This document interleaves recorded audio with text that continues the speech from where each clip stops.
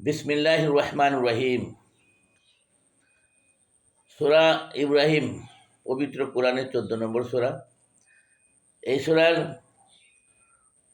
49, 50, 51 এবং 52 এই আয়াতে আল্লাহ তার রাসূলকে বললেন,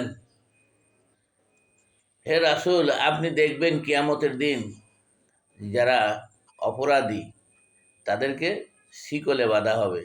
তাদেরকে দেখবেন আপনি শিকলে বাঁধা অবস্থায়, আর তাদের গায়ের পোশাক হবে আলকাতরার, আর আগুন দিয়ে তাদের মুখমণ্ডলকে মুখ জ্বলসে দেওয়া হবে। আগুন দিয়ে তাদের মুখ জ্বলসে দেওয়া হবে, আর গায়ে থাকবে আলকাতরার পোশাক।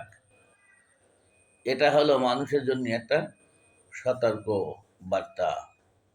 আর মানুষ যেন বুঝতে পারে, জানতে পারে একমাত্র আল্লাহই হলো